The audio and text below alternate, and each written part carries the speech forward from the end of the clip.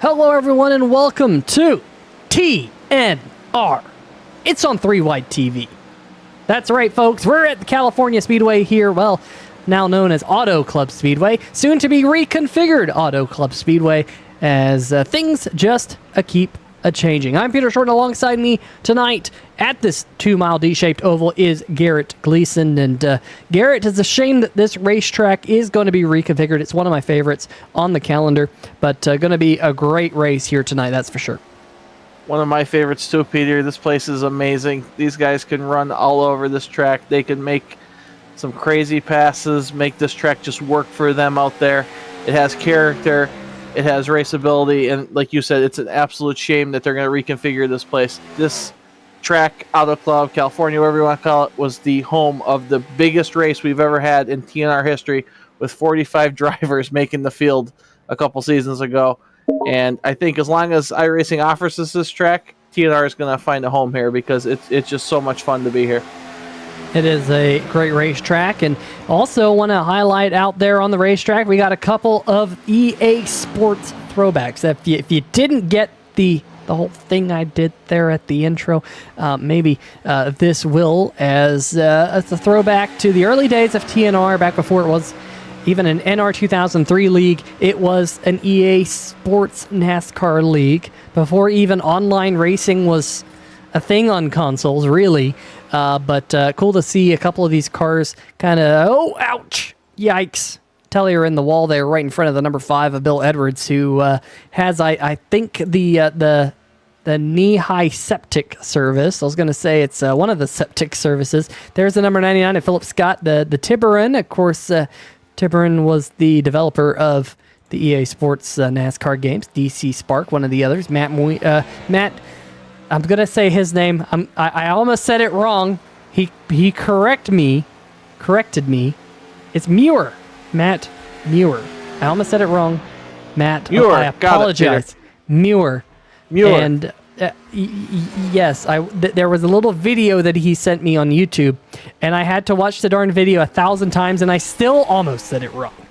But Matt Muir out here in the number 77, another one of those drivers with the EA Sports throwbacks. But Garrett, of course, we missed last week, but we are in the chase for the TNR Cup. Just a few races left to decide who will be walking away with the series championship, and we'll be seeing those drivers with a little bit of a unique banner on the car. We'll see that probably a little bit closer on some of these drivers. Let's see if maybe we can get see this. You can kind of see that banner on the top of the number 5 Machines car, but nonetheless, we'll be highlighting our championship contenders all night long. In fact, Matt Muir, I think, is one of those drivers going for the championship as well. And that number 77, a close field here tonight, Garrett. About 3/10 separating our top 10. Yeah, this is the type of practice times I kind of expect here at Auto Club, Peter, that these guys may have get out there, gotten a little bit of a pack out of run, out of draft, and that's why those times are so close. I think maybe some of these guys are running up against each other. As we get here towards qualifying, I feel like a lot of these guys probably didn't get to run that hot qualifying lap, so I think qualifying is going to be anybody's ball game. And just, you touched on last week, much like in the NASCAR Real Life Series, AJ Allmendinger, a non-playoff driver, won yesterday at the Roval. Well, last week here at TNR, Jason Freeman, a non-playoff driver, won at North Wilkes-Barre. So even though the playoffs are going on, ours is a chase for the championship, a spoiler could happen, and that's certainly the case here at Auto Club, that somebody could just come out of nowhere, has nothing to lose, and then to pull this thing off as we get ready to head towards qualifying.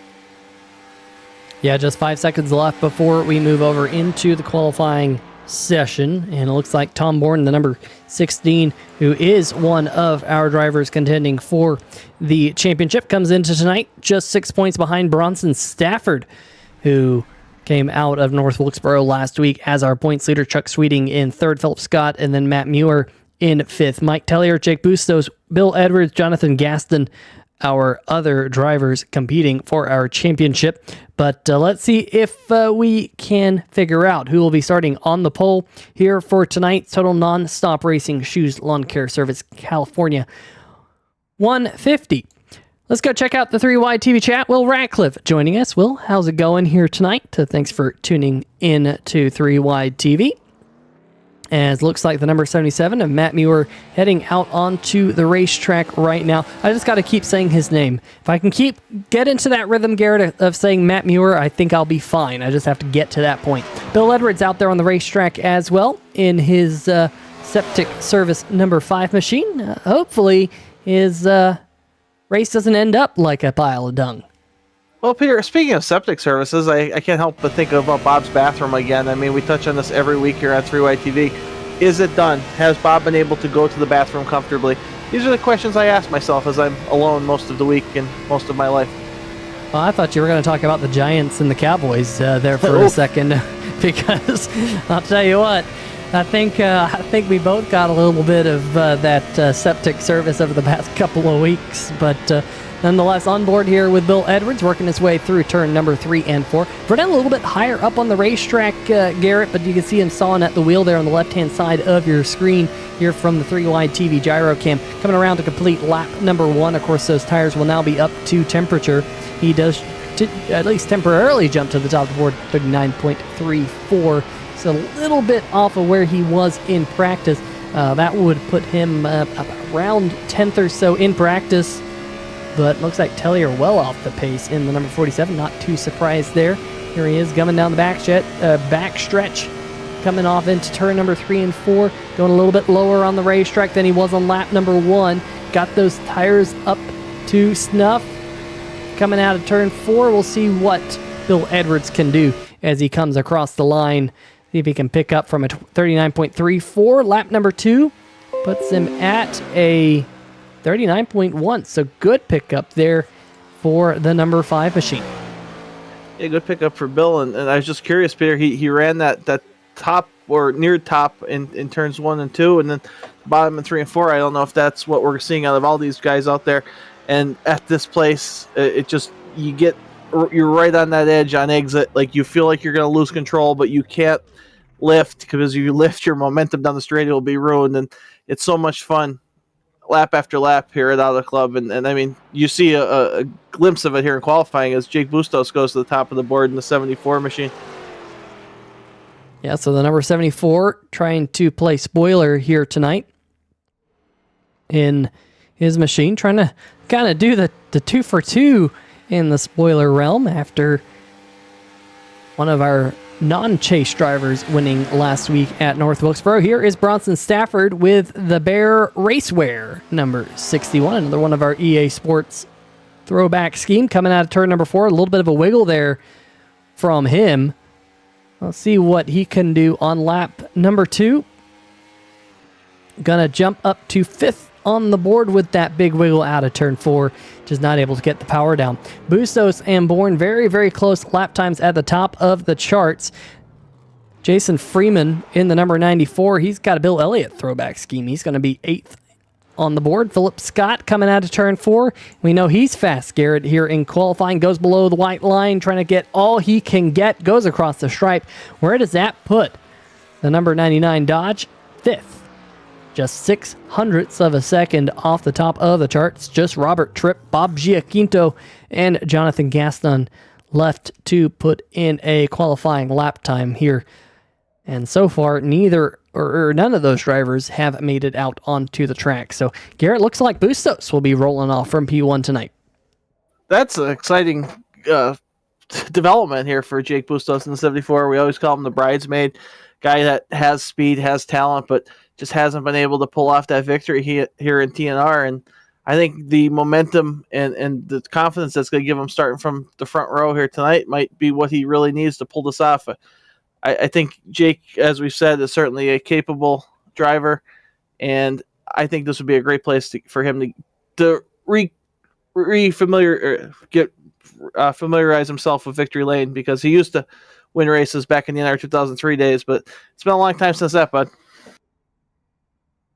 It's been a hot minute, hasn't it? Since those NR 2003 days, really a long sabbatical in between kind of TNR and its return to sim racing. Of course, during the COVID pandemic, when everyone was locked up inside, we said, well, you know what? Why don't we go racing again, like we used to back in the good old days? And Well, I'm sure in a couple of years we'll be looking back at this as the good old days, but you can't get much better than Bustos, like you mentioned, in the number 74, 39.071, just about 300ths of a second faster than Tom Bourne. And Bill Edwards there in third, Chuck Sweeting in fourth on row number 2. Philip Scott, Bronson Stafford, row number 3. Mike Tellier and Matt Muir on row number 4. Jason Freeman and Jamar Dumas running out our top 10. But folks, ignore the whole Stay Tuned Sports podcast series up there at the top of the screen. Although they are a series sponsor here, it is the Schue's Lawn Care Service Cup Series. And Garrett, why don't you take it away for our drivers starting in the last 4 slots? Yeah, well, Peter, thank you for giving me that responsibility of talking about Jason Schue starting 11th in the number 3. Bob Giaquinto, whose name you still refuse to pronounce correctly after about 10 years, will start 12th in the 23. Jonathan Gaston, who is tired of giving away bonus points to all his fantastic students. He was talking last week about how the simulator was happening and how excited they all were, and I think that's absolutely amazing. And Robert Tripp in the 35 will round out our 14-car field, Peter, and it's always a little bit shorter of a field here in the playoffs, but I think these guys are going to put on a heck of a show, short field and all. Yeah, so just 7 rows of cars just, I think, waiting for Tom Bourne in the number 16 to make his way onto the starting grid as they will soon start to roll. There's a look at the curved front stretch. Looks like finally Tom Bourne has made it to pit lane, and that field will start rolling here shortly. I love this racetrack. We'll see speeds here of around 200 miles an hour going off into the corner. This is a fast racetrack. Not many racetracks out there on the NASCAR calendar that are faster than Auto Club Speedway, at least how Auto Club used to be. And Garrett, I think the big question is going to be when this racetrack gets reconfigured, what's it going to be like? It's going to be a short track, a lot shorter than it currently is.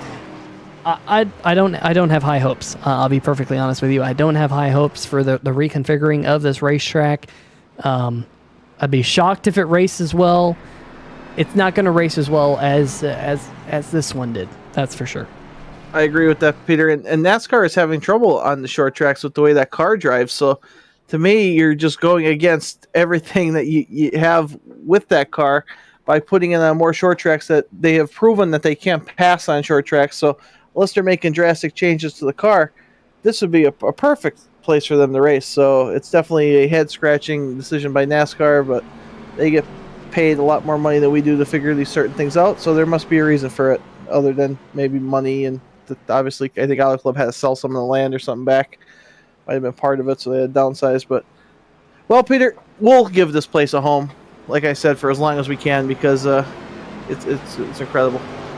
Oh, pace car's off. Look at that. And I'm talking too long. You are talking too long. Green flag in Barney's hand, and we're about to go green flag racing. There we go.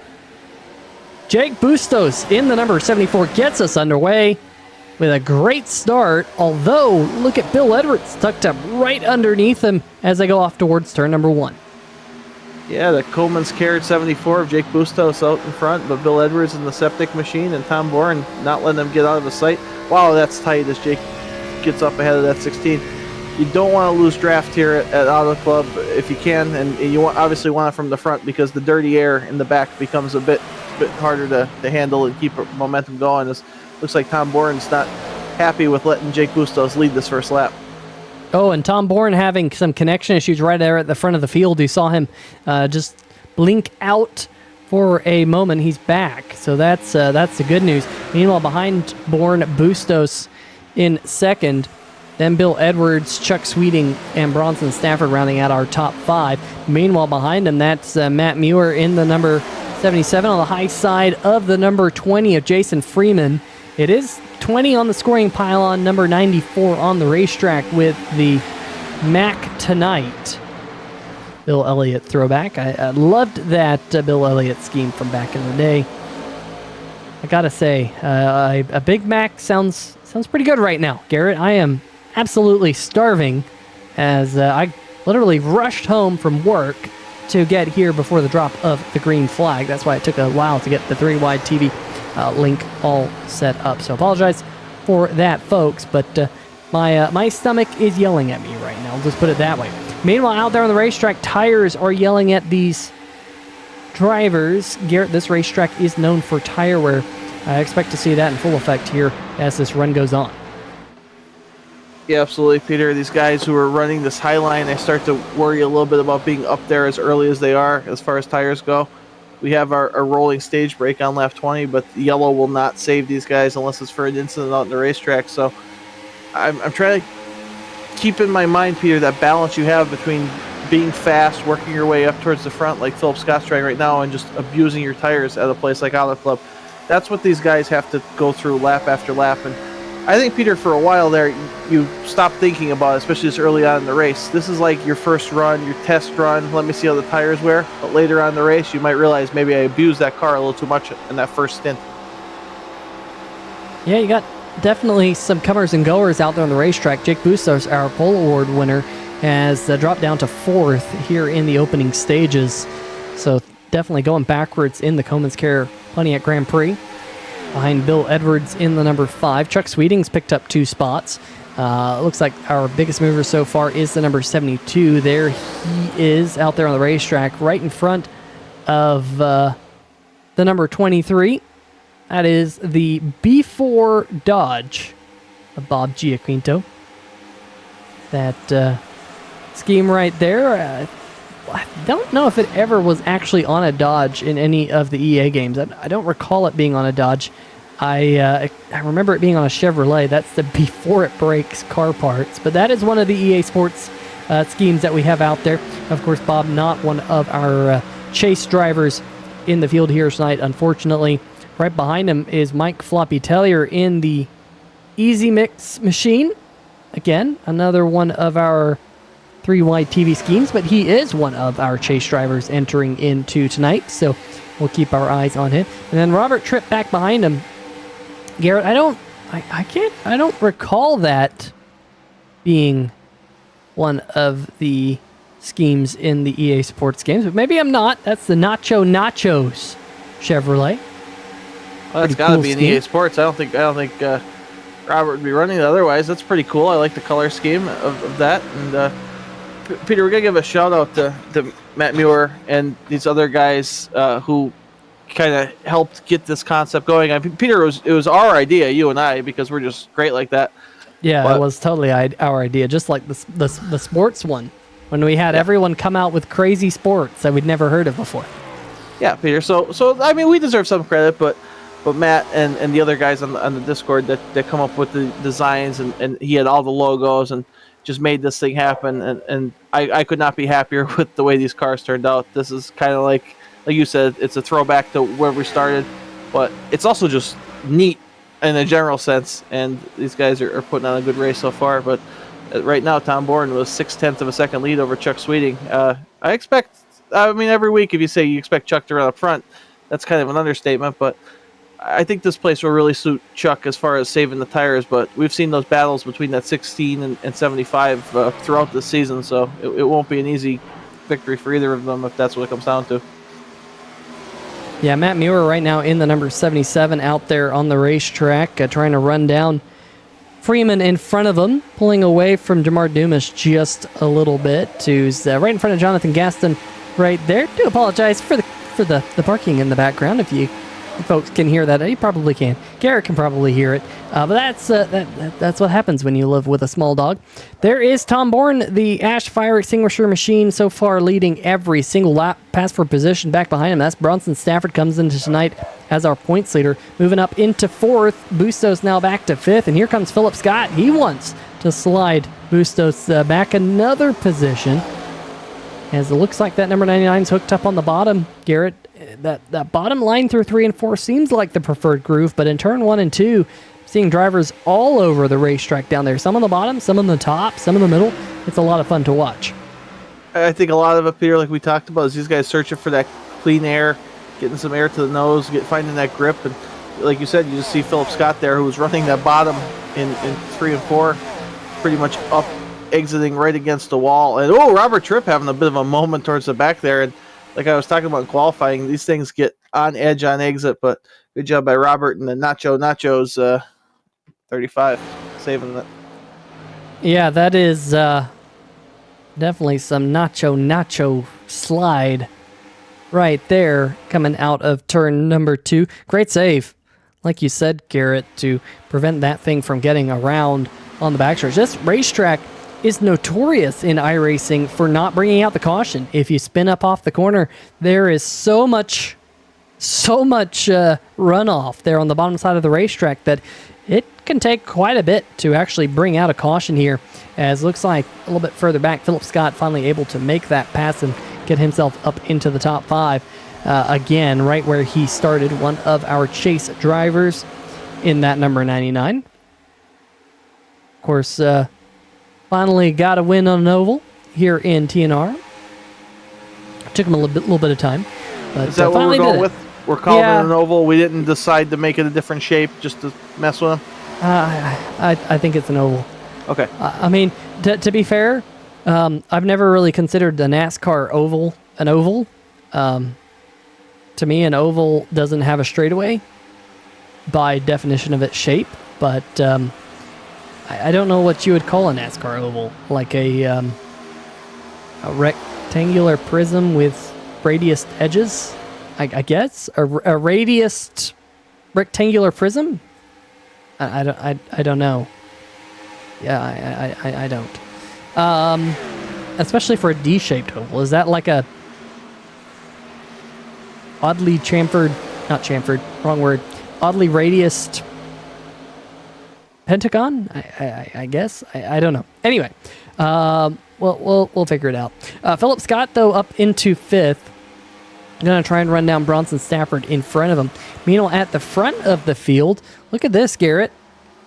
Chuck Sweeting is starting to close in just a little bit. Let's look at the gap over the last couple of laps. You see Sweeting has been averaging about a 1/10 of a second or so faster every lap. That last time by, though, just 2/100ths of a second faster than the number 16. Now, that number 16 looks awesome. That is one hot-looking ride in more ways than one. Good job there, Tom Bourne. Love that scheme as he flashes down the backstretch. We'll be keeping one eye on the battle for the race lead. One eye on the battle a little bit further back, Garrett. I'm not sure what Mike is playing at here in his Toyota Camry. Usually he's one of the drivers who likes to flirt around the top 5 here in TNR, but for right now, Tellier's having a stink of a night.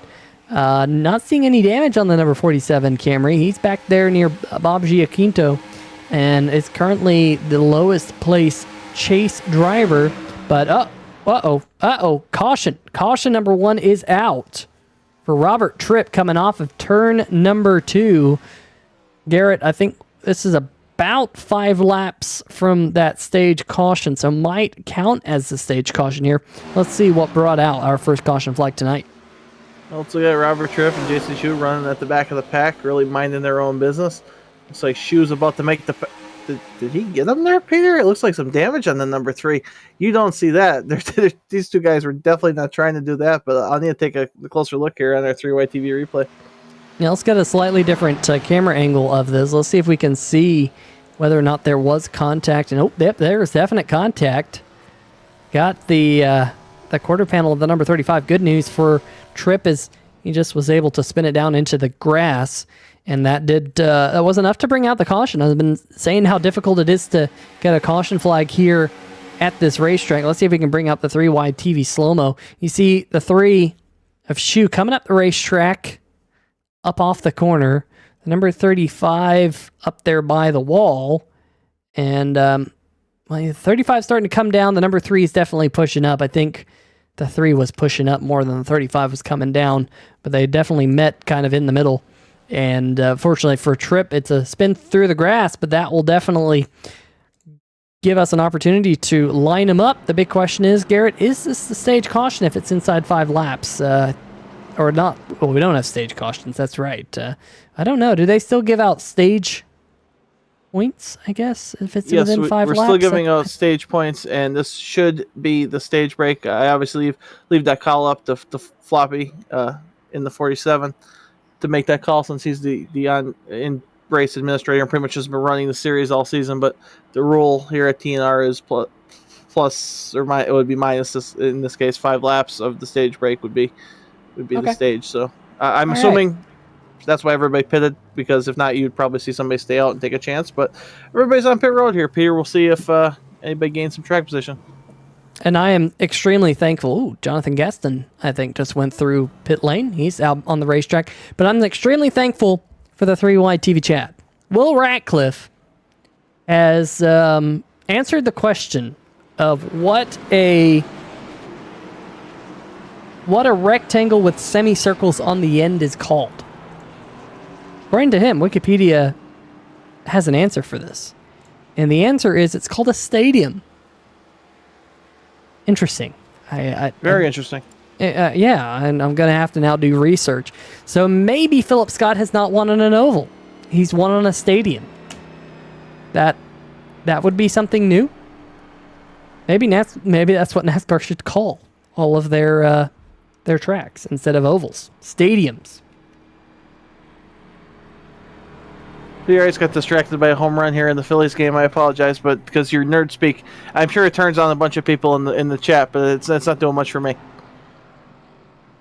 According to Wikipedia, a stadium is a two-dimensional geometric shape constructed of a rectangle with semicircles at a pair of opposite sides.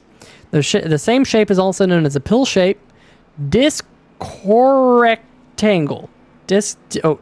rectangle, reading's hard, an oblong or sausage body.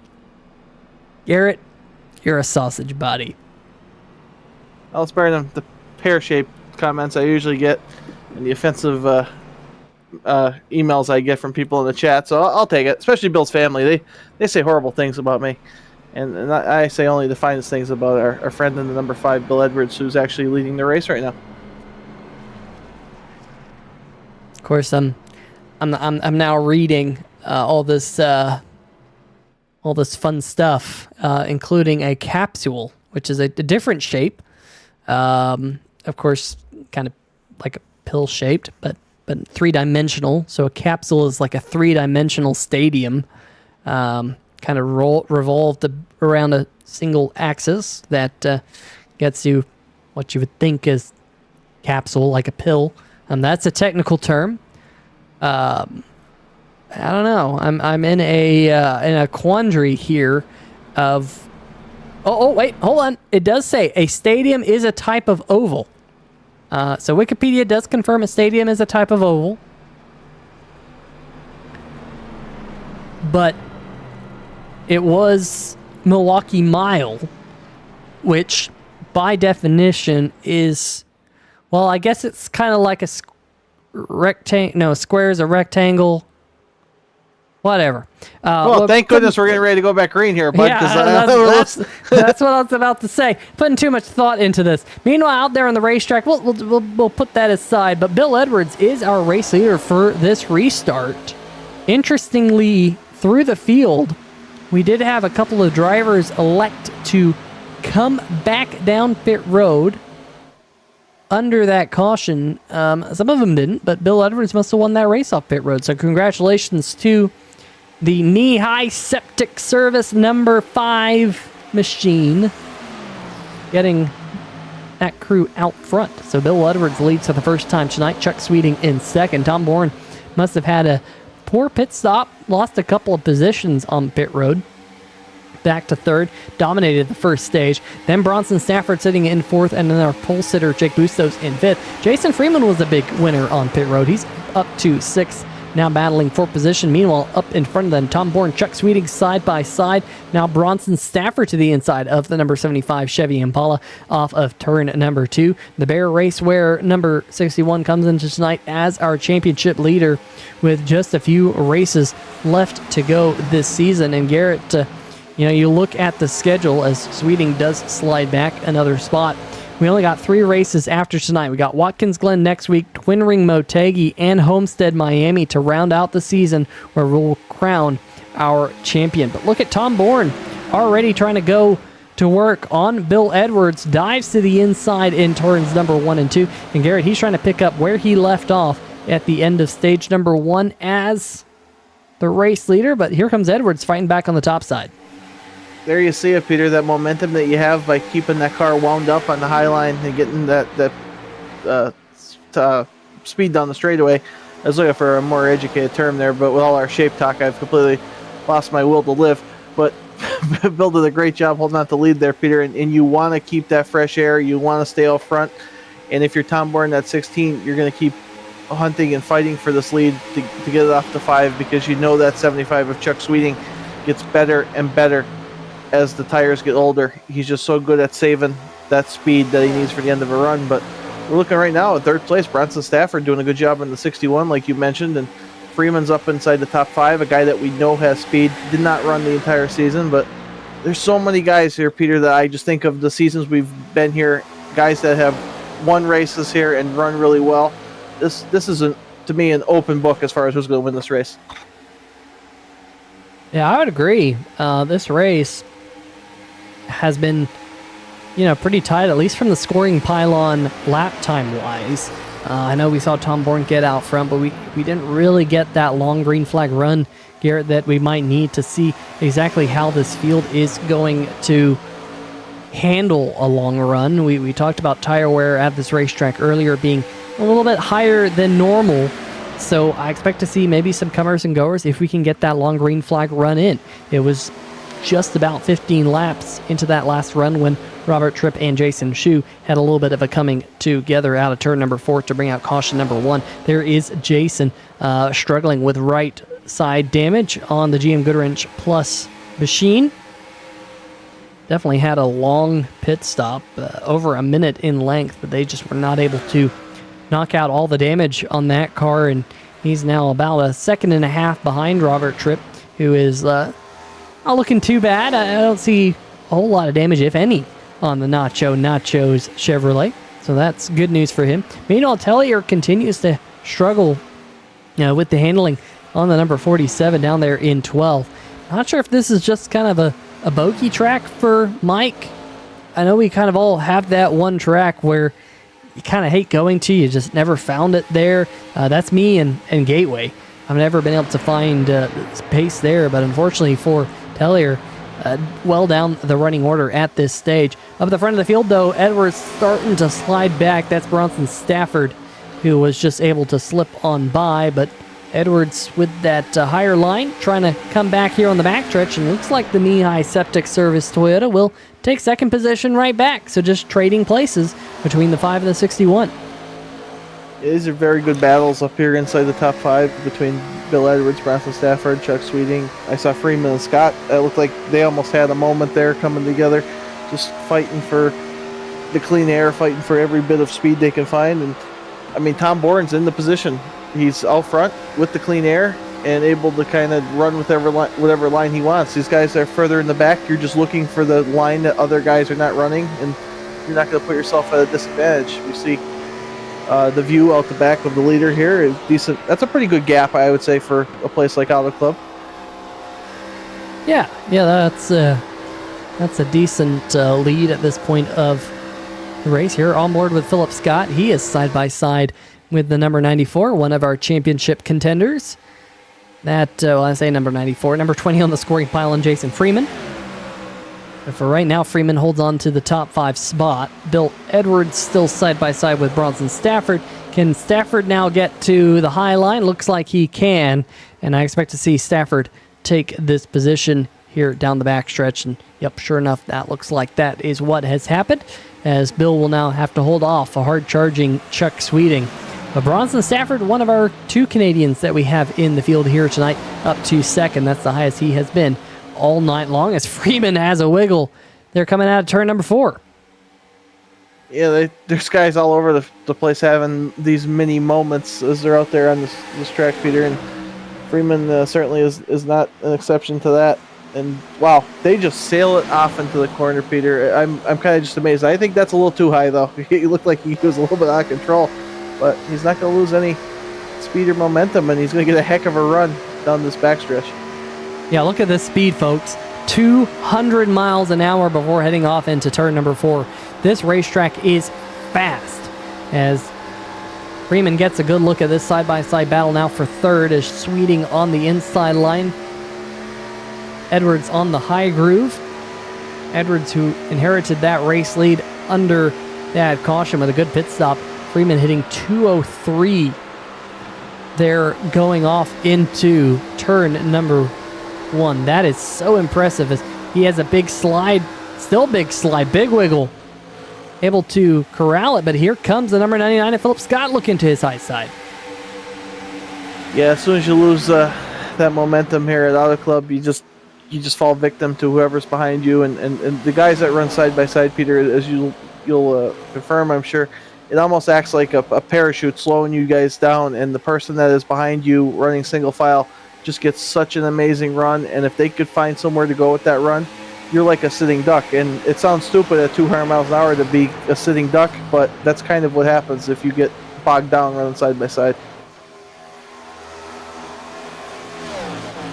To move Philip up to the 5th position again. That's where he was running before the stage caution. Well, not stage caution. I keep saying stage caution. It kind of was a stage caution, but not really a stage caution. Just the caution that came out right around the stage. I'll get these things right eventually. We have rolling stages here. And speaking of rolling stages, Garrett, we'll have another rolling stage happening at the end of lap number 40. But I am hearing bad news for Bronson Stafford in the number 61, Garrett. Bronson has unfortunately dropped out of the server. Jake Bustos, also our pole sitter, has dropped out of the session as well. Let's see if we can see what happened to Bustos. I think Bronson Stafford's a connection issues, but here comes our pole award winner, Jake Bustos, the Coleman's Care Pontiac Grand Prix. Comes down and jumps out, and unfortunately, not sure why, but Bustos' night goes no further than lap number 28. Meanwhile, Bronson Stafford is hustling to get his way back onto the racetrack. He rejoined the session. He's being scored 1 lap down. That's not terrible, Garrett, if we can get another caution flag. And maybe he can get the lucky dog in the Bear Raceware Ford Fusion, but he's our points leader coming into tonight. That is absolutely terrible for his point situation. That's a heartbreaker, Peter. And like you said, if he could get a yellow, obviously there's nobody really in danger of going a lap down at this pace. Now, green flag pit stops could maybe make that a little more difficult, but that is absolutely horrible for the 61. And he is the world's biggest fan of a yellow right now, hoping these guys get side by side. Somebody makes a mistake. Maybe you have another Schue trip incident somewhere in the field and be able to get back, because you will take a beating in points if you end up finishing 13th tonight with the speed that 61 has shown consistently this season. Do you think when they had that accident there on lap number 50 or 15 rather, that someone tripped on their shoe? I like that, Peter. That was very good. The way you said it just kind of put 2 and 2 together. I was like, oh, I'm only 20 laps late on that one. But I thought you were going to say Robert took a trip through the infield, and you didn't say that. And I'm like, oh, maybe he's got something for later. You totally redeemed yourself. Looks like Jason Freeman's up into some wall glue. Yeah, he's just throwing up some sparks there on the right-hand side of the number 9.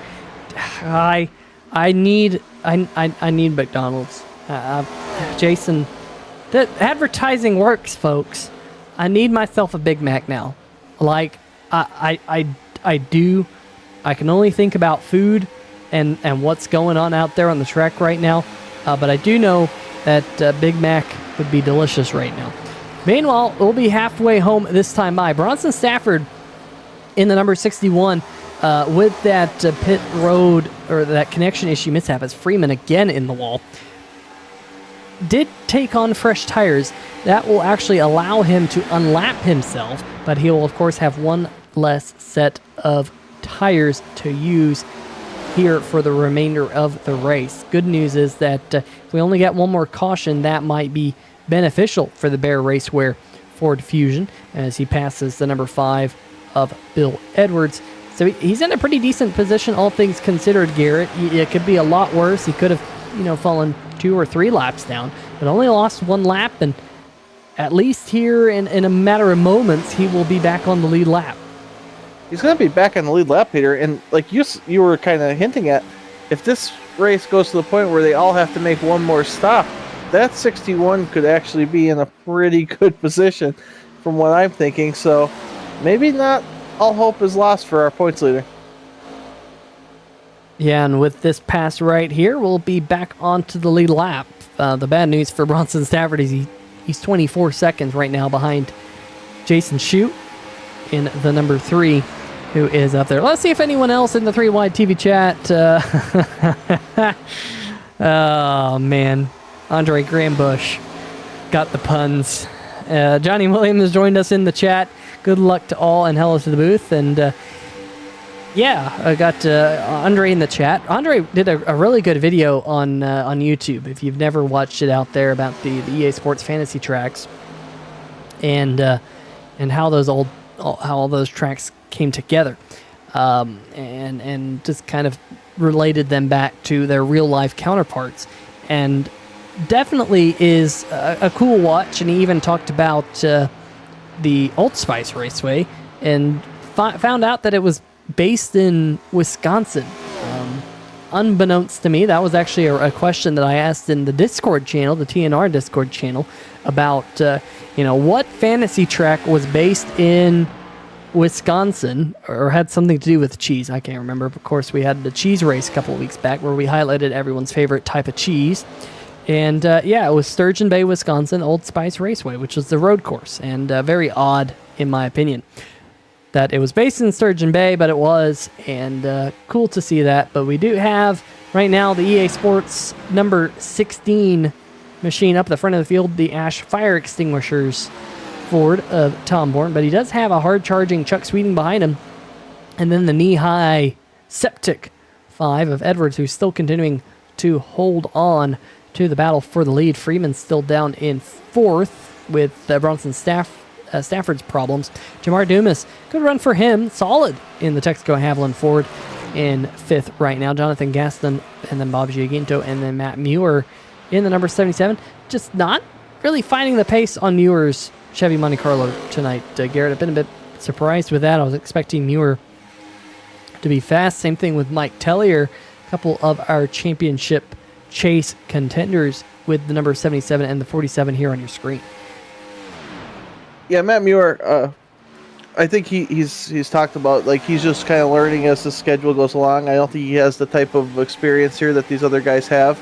But someone like Floppy, unless this is a strategy call for that 47, that he calculated something that nobody else has calculated, I find it hard to believe, Peter, that he's this far off the pace in that 47 with all the laps he's run here, all the experience, all the speed he's had. As we start our green flag pit stops here with Jason Freeman coming down, could maybe try to pull out some of that right side damage as well.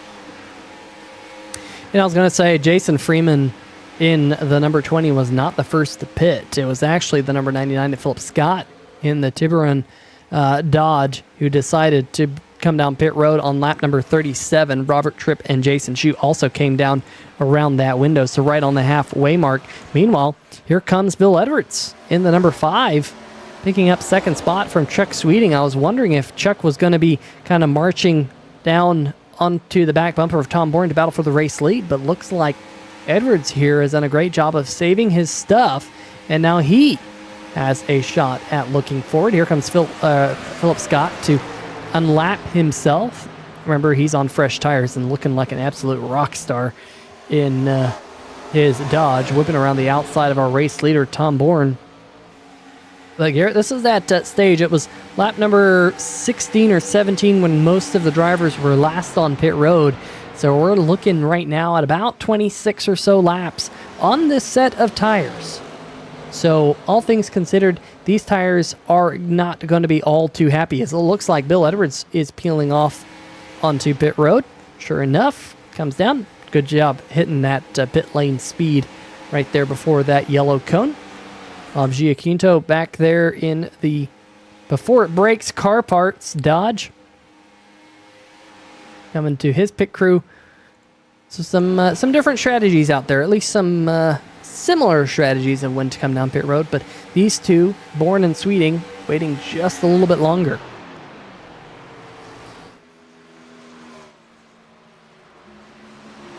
So we'll see right now whether or not Tom Bourne elects to come down onto pit road. Looks like he's slowing down off of turn number 4. Sure enough, does so. So race leader on pit road right now with Chuck Sweeting back behind him. Good pit road entry for both of these drivers as they'll come to their pit crew here momentarily. Bob in the Before It Breaks car part 23 is down and away. Was looking for any pit road speeding penalties. Not seeing anything out there. Matt Muir and Mike Tellier in the 77 and the 47. They're battling one another for position right now for the race lead. They have yet to come down and make a stop. Just kind of looking up there at the scoring pylon. It's now been 28 laps since they were on pit road. We have 27 laps to go. So we think they might be close on fuel, but they're going to, I think, make it the rest of the way from here as Muir dips down onto pit road in the DC Spark machine. Tellier stays out another lap, running right behind Jonathan Gaston here. So maybe, just maybe, the 47 and the 77 are trying to make it on fuel. Maybe the others can't make it on the fuel. I don't know. That's something we'll have to keep our eye on.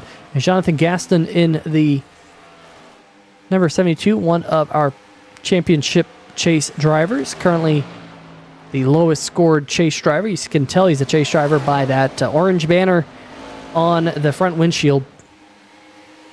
As it looks like Mike Tellier finally elects to come onto pit road here with just about 26 laps to go. Make that 25 laps to go at the stripe. He should be good to go to the end of the race. We'll see if that is going to be the case for the rest of the field or not here on 3 Wide TV as the lap counter continues to click down. Now, this is an interesting situation, at least momentarily.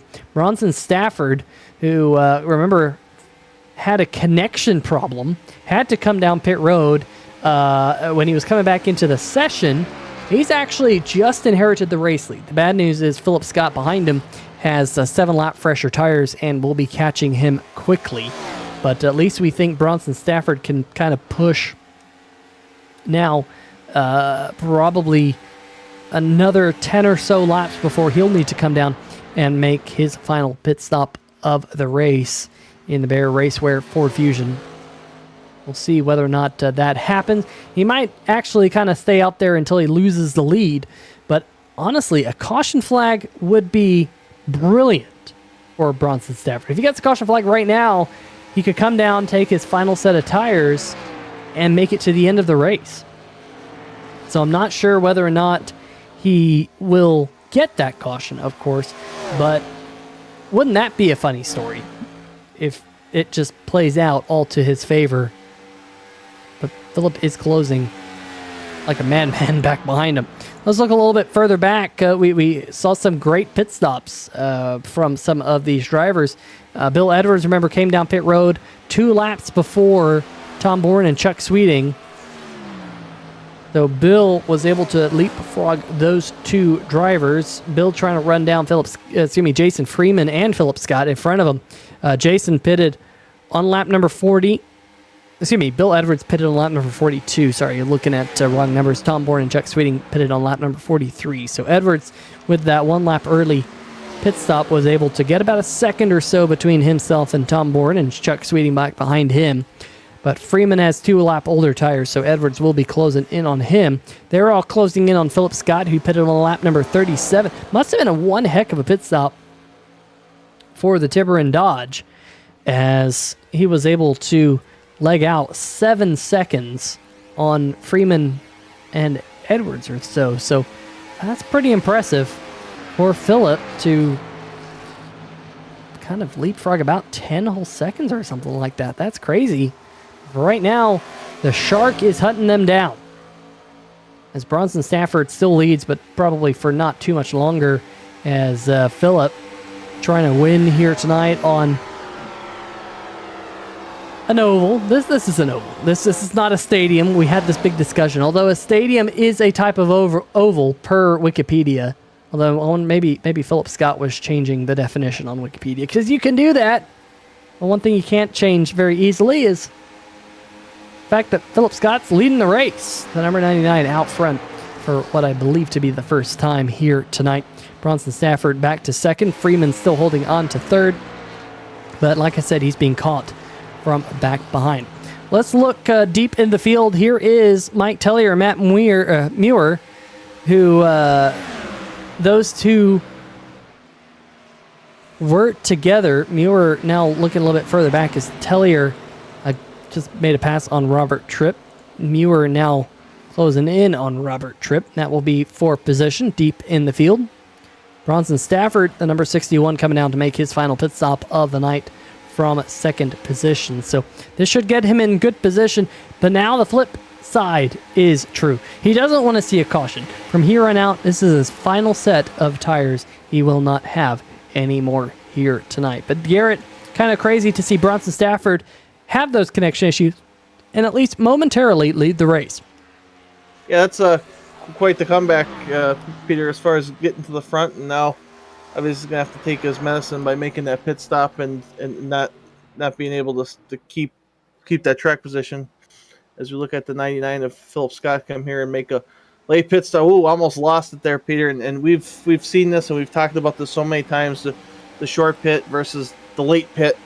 And it looks like Philip Scott ran this section a little long, and we'll see if it ends up working out for him. But Peter, thank you for covering for me. I was gone for a whole 5 minutes. You're going to have to dock my pay.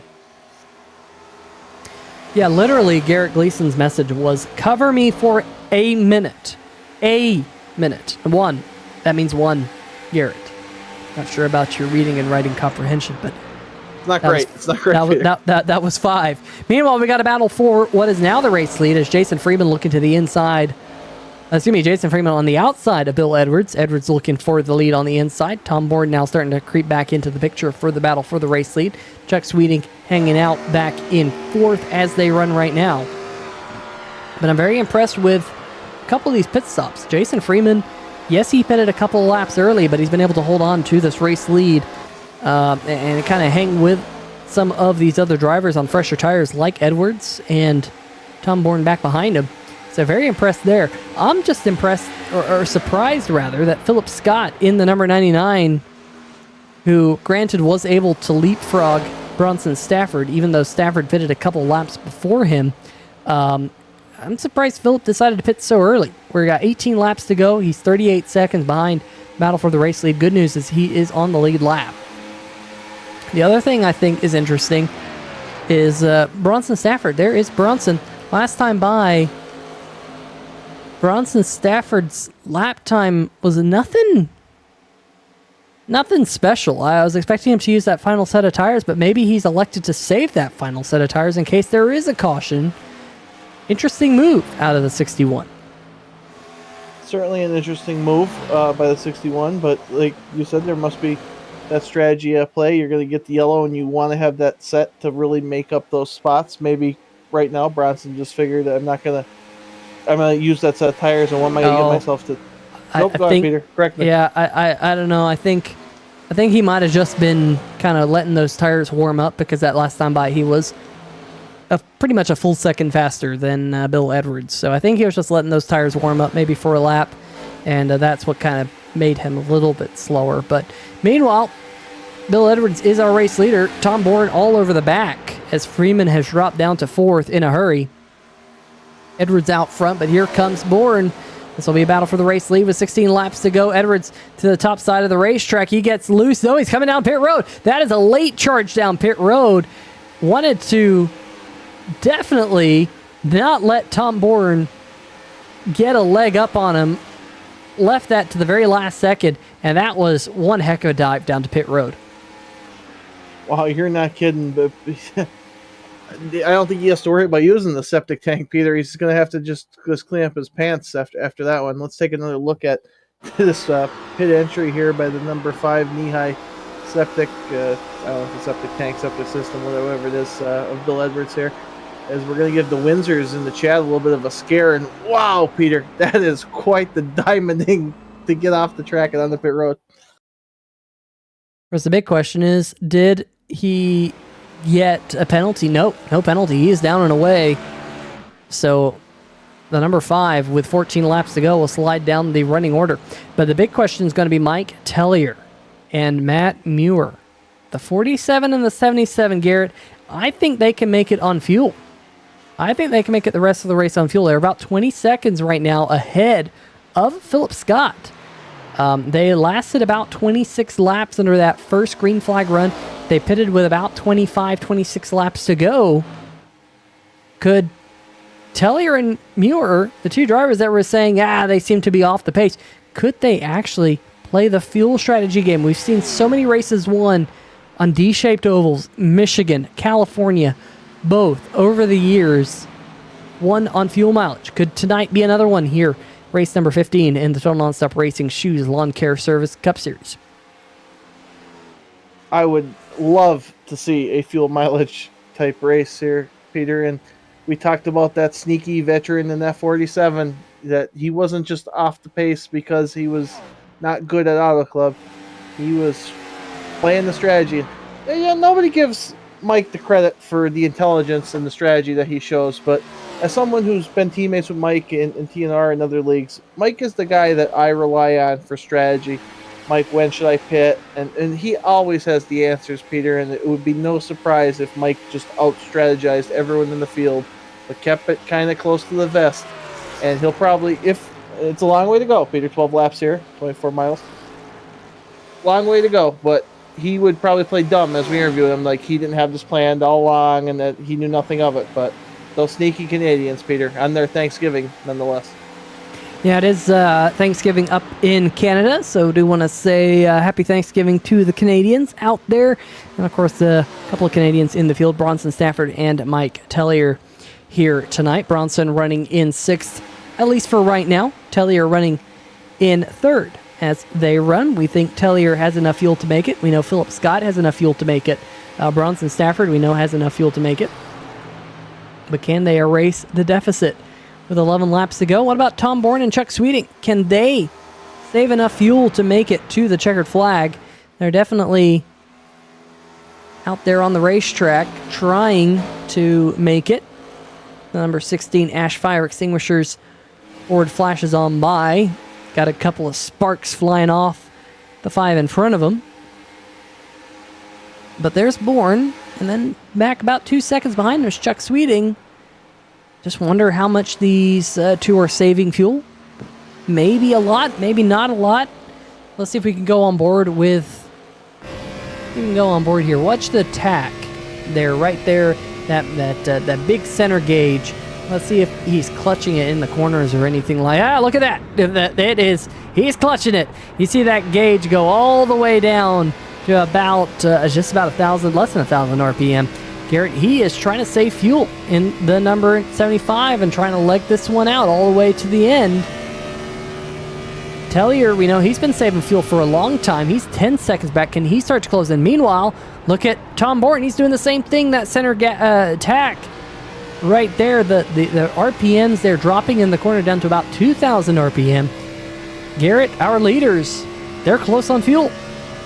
It was a couple weeks ago on our broadcast here. I think we interviewed our buddy Bob Giaquinto in 23, and he was saying how many laps he clutched it and coasted and all that good stuff. And these guys are in that same predicament right now, just saving fuel for everything it's worth, trying to make it to the finish. And we're going to see who's able to be a master of saving fuel here and who's going to end up coming up a little bit short. But Peter, I'd love to take credit for making these races a certain distance and giving these guys a certain amount of fuel and just everything just working out the way it is for excitement. But I really just take a shot in the dark every week, and it just happens to land on like exciting numbers fuel mileage wise. So I wish I could say that, but for our broadcast perspective, I think I want to take credit for it just a little bit. Well, I think you have to thank the three of Jason Schue and Robert Tripp for this one, as that caution flag flying on lap number 15. We had no idea this would be the case. But for right now, Tom Bourne and Chuck Sweeting. In fact, Chuck is starting to lose some ground on Tom Bourne. Tellier about 7 seconds back. Let's see if we can go back to Tellier. Let's see what Tellier is doing. Let's see if he's clutching in the 47. Philip Scott in the number 99. He's full power. Yeah, you can see Tellier is saving fuel too, as the that tachometer right there behind the hand is dropping well down. Let's see if Philip Scott. Watch. Philip won't be saving any fuel. He's full bore. He can make it to the end of the race.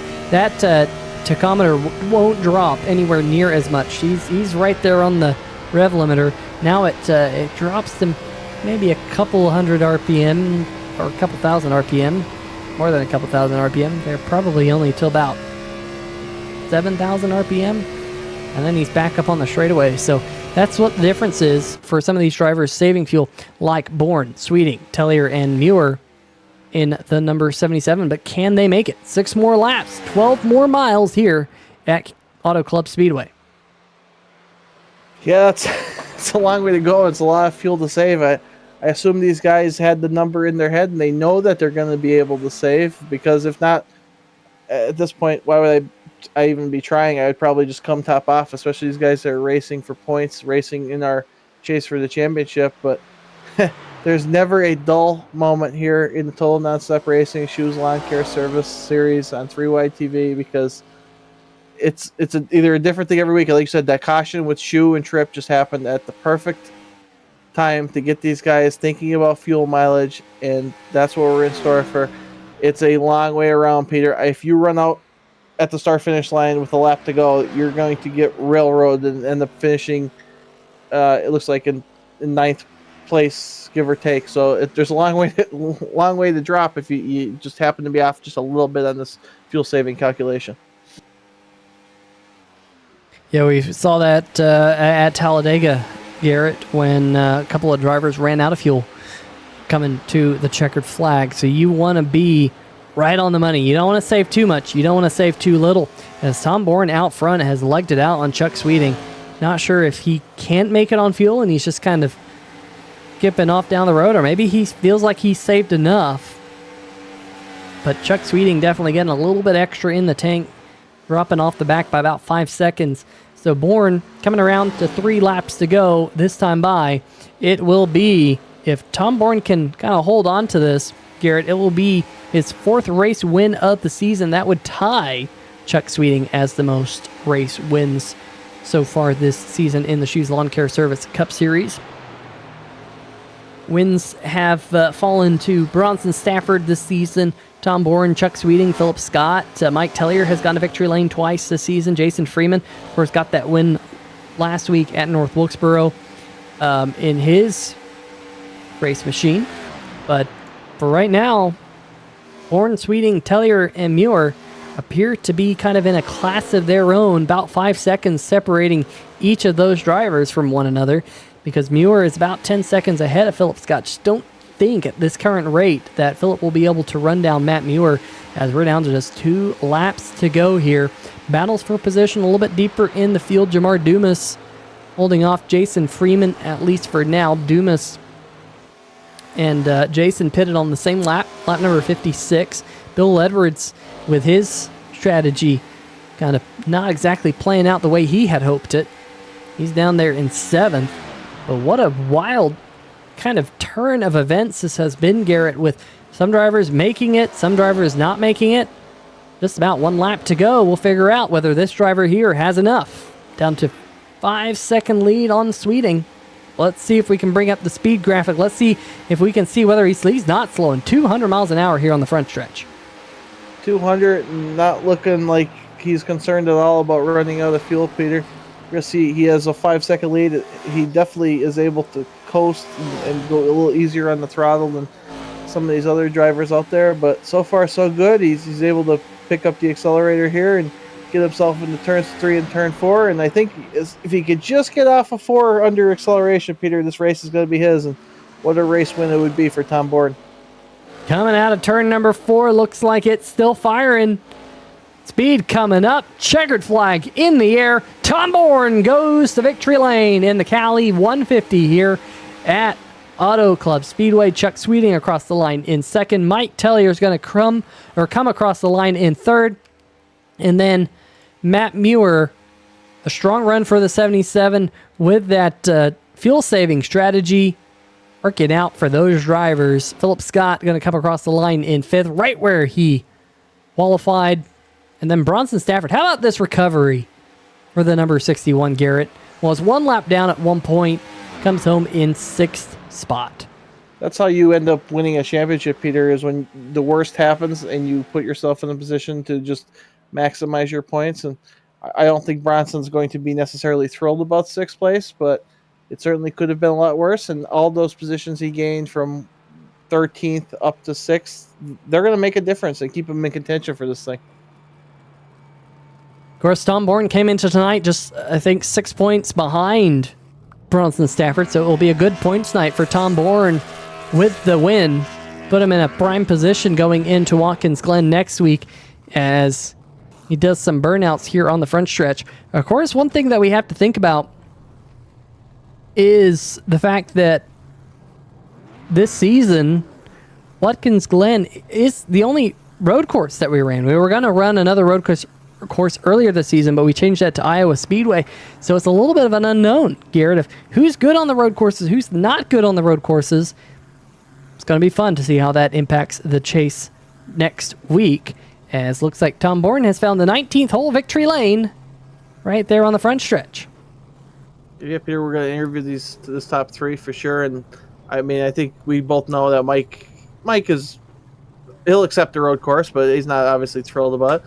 Chuck, I expect to just say he's a pro everywhere. And Tom Bourne, I don't really know about his road race experience, but he's been fast all season long as wow, this is cool. The team has taken a team photo in, like you said, the 19th hole victory lane. But next week, I mean, this is the race, the road course that Philip Scott has circled on his calendar.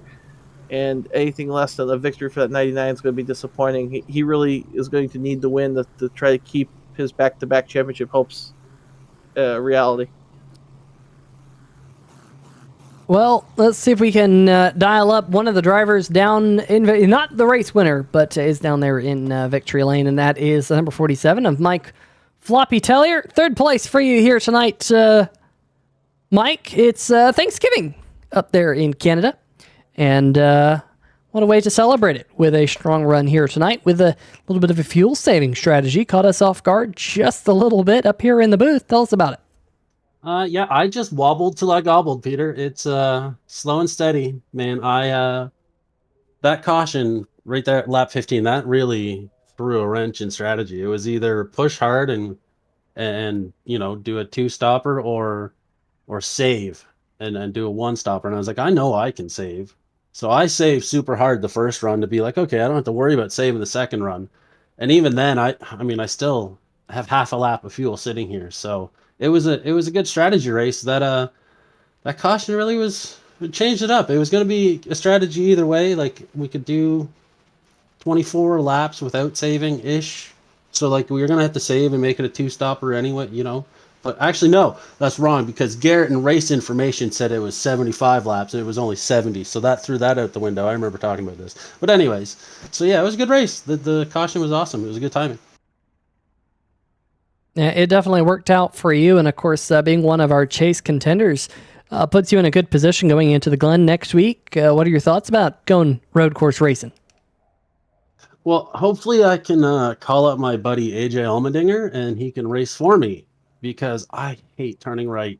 I'm going to have to practice because just staying on track is honestly my goal next week. I don't know. I'm not thrilled there's a road course in the chase.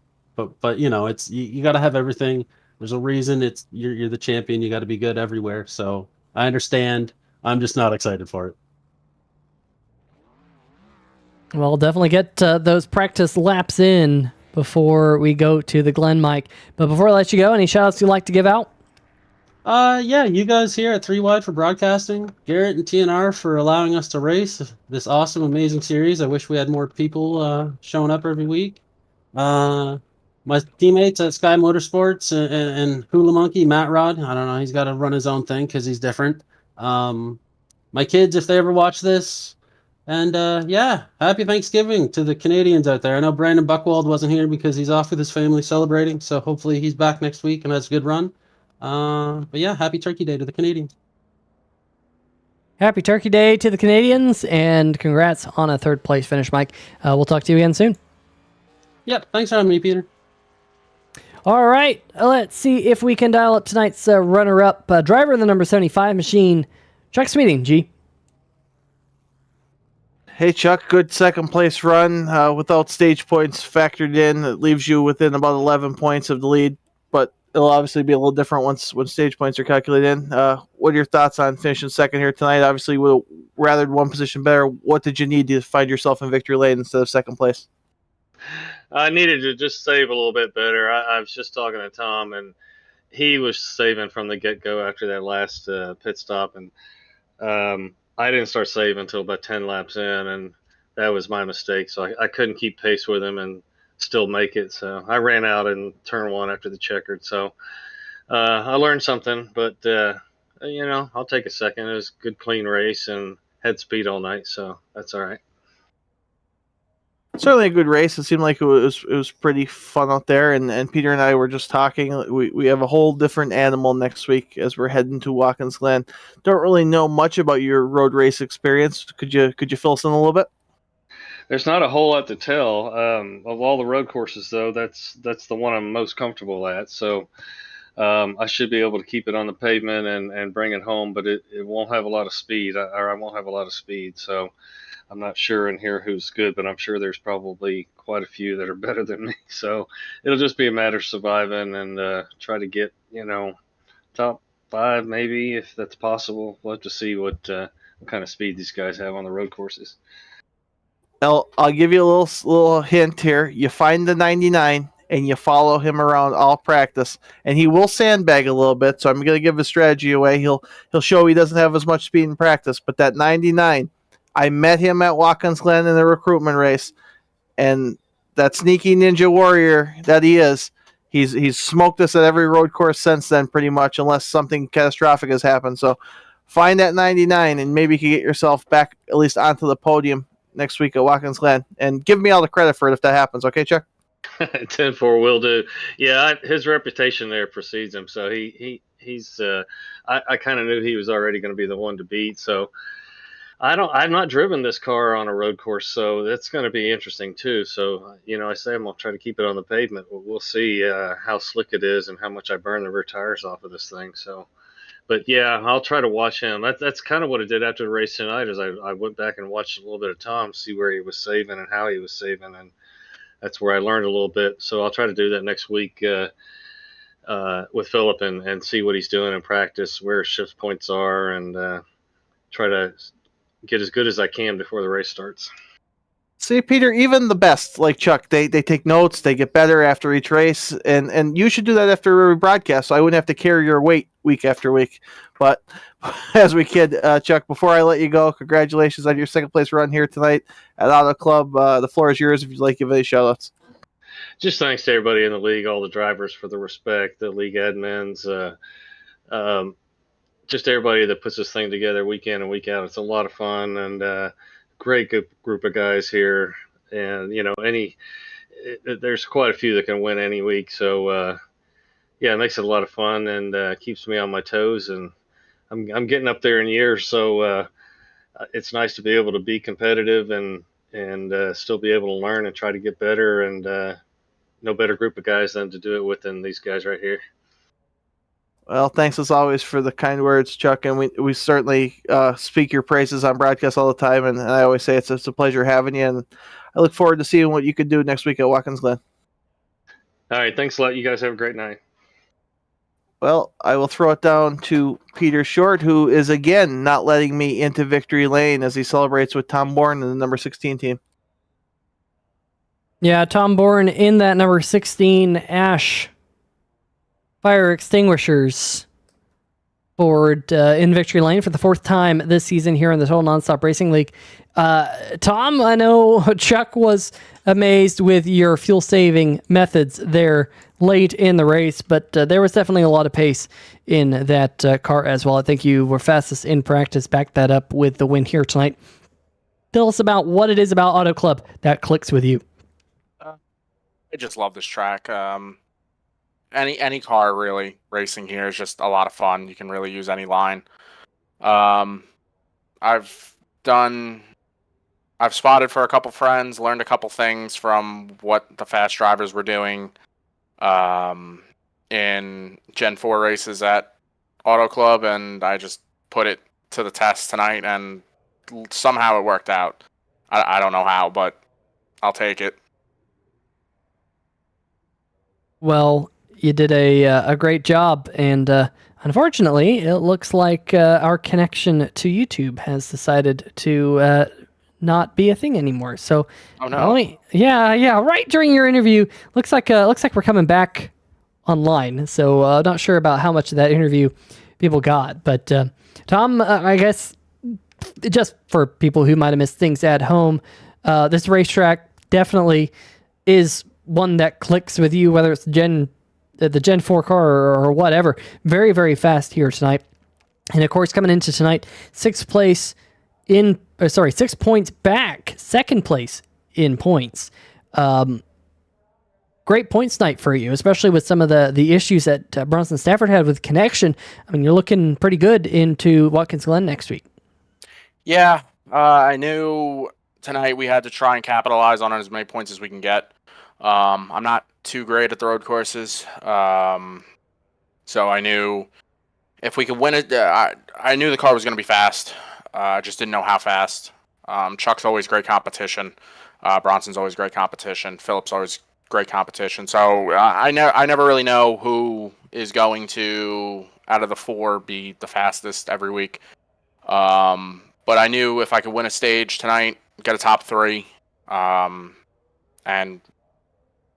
just have a decent stage 2 or stage 1, whatever. We'd be looking decent going into Watkins Glen. And luckily I was able to win both stages and get the win tonight. I know Bronson was trying to do a 2-stop. I think Philip was trying to do the same thing. After the first and only caution, we were talking about it, and I never really gave my hand up tonight, as I usually do, where I tell the teammates what's going on. But something about saving fuel and these cars, I've just got it down pat. I think 3 out of my 4 wins now have been fuel mileage wins. So hopefully we can continue that. I don't think it's going to happen at Watkins Glen though, but if we come out of there with a solid run, we go to Twin Ring Motegi. I've ran good there before and way back in the day. So we'll see what happens. Right now, it looks like we're looking good in points, though. And I know with it being a road course next week, definitely a little bit of a wild card in the chase. Some drivers good on road courses, others not so much. So that's going to be a lot of fun to see how that all shakes out. But before we let you go, you got some shout outs for us, Tom? Yeah.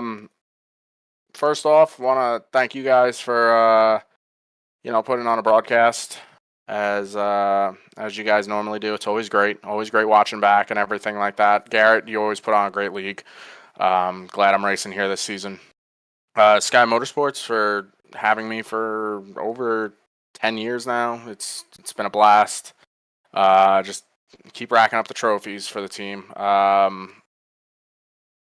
Ash Fire Extinguishers coming on board for two races, considering we didn't have the broadcast last week, but great to get them in. Ghost Energy, Reaper Apparel Company, they're always great. And my beautiful fiance, Melissa, she's always watching at some point during the race, whether it's at the beginning, at the end, the whole thing, or the last 2 laps. Doesn't matter. She's always my #1 supporter. So, and everybody watching, you guys make the broadcasts grow and the league grow and everything. So shout out to you guys. And anybody else I missed, everybody gets a shout out. Everybody that raced, everybody. All right. Well, hopefully you don't cringe at my pun too much. But nonetheless, congratulations on the win, Tom, and we'll see you again next week at the Glen. Yeah. Don't think for once I can say I don't think I'll be talking to you guys next week after the Glen, but we'll give it our best shot. All right. Well, Garrett, I'll tell you what, we definitely have some of our chase drivers a little bit weary going into next week at the Glen, with it being a little bit of a wild card for some of these drivers. But Garrett, let's see if we can bring up those final race results for everyone back home. Yeah, wild card indeed next week. Tom Boren getting the victory in the number 16. Chuck Sweeting in second. Mike Floppy Tellier celebrating Thanksgiving in third. Matt Muir in the 77 in fourth place. Philip Scott rounding out your top 5 in the 99. Bronson Stafford, the Canadian, in the 61, finishes sixth. Bill Edwards, who pretty much ran top 3 all night, ends up in seventh. Jamar Dumas, quiet night for him in the 28 in eighth position. Jason Freeman in ninth. And Mr. Gaston in the 72. All the students cheering him on, rounds out our top 10 with Bob Giaquinto in 11th, Jason Schue, and Robert Tripp. And I'm still laughing about the pun, Peter. And Jake Bustos in the Coleman's Care Machine, retired early tonight, 42 laps down, rounding out our 14-car field. Well, everyone, sorry that it seems like the connection went a little bit funky there at the end. Hopefully we got all the interviews for everyone. Of course, sometimes it takes a little bit for it to catch up, but it does eventually send everything to YouTube. So maybe you'll catch all that on the rewind. But gonna be a lot of fun next week at the Glen. I love road courses, and of course, love the racing here in Total Nonstop Racing League. So expecting to be another great race next week. As it seems like YouTube has completely dropped us now. I don't know. Well, maybe I'll restart my my modem and figure it all out. But now's probably as good of a time as any, Garrett, to kind of call it a night here on 3 Wide TVs. I don't even know if we're still live anymore. But Garrett, I just have to say, for myself, Peter Short, Garrett Gleason, everyone else in the 3 Wide TV family, folks, stay safe and all that good stuff, and we shall see ya!